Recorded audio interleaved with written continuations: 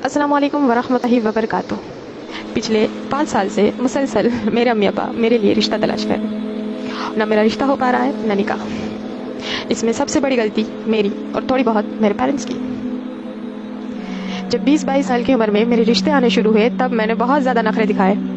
इधर नहीं करूँगी, उधर नहीं करूँगी, ये नहीं चलेगा, वो नहीं चलेगा, वगैरह वगैरह। और मेरे पेरेंट्स ने भी थोड़ा बहुत मेरा सपोर्ट लेते हुए ये बात रखी कि एजुकेशन कंप्लीट हो जाए, उसके बाद रिश्ता देखेंगे। और उस चक्कर में आज मैं शायद लोगों की नज़र में इतनी बड़ी हो चुकी हूँ कि अब मेरा रिश्ता होना मुश्किल हो रहा है। तो मेरी प्यारी बहनों, जो गलती मैंने की है वो आप ना करें। एजुकेशन के लिए पूरी ज़िंदगी पढ़िए, आप कभी भी अपनी एजुकेशन को ख़त्म कर सकते हैं। लेकिन निकाह के लिए एक वक्त होता है, एक एज होती है।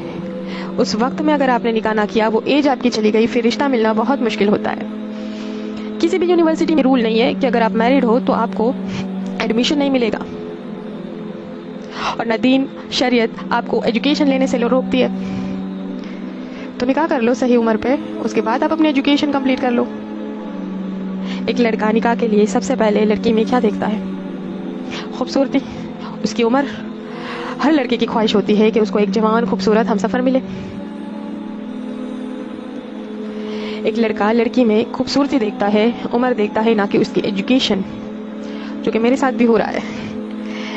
मेरी एजुकेशन को नहीं देखा जा रहा है, मेरी उम्र को देखा जा रहा है, मेरे अखलाक को नहीं देखा जा रहा है। बढ़ती उम्र के साथ मेरी ढलती खूबसूरती को देखा जा रहा है।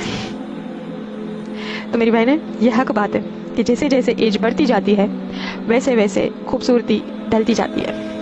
और जैसे जैसे एज बढ़ती जाती है, लड़कियों के पास ऑप्शंस खत्म होते जाते हैं।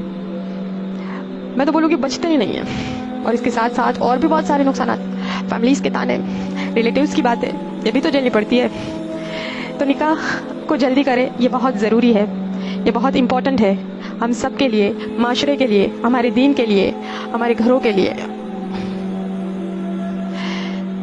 लास्ट में मैं यही कहूँगी, रीत रिवाज रस्मों से परे आओ सुन्नत तरीके से निकाह करें, निकाह को आसान करें और सुन्नत को आम करें।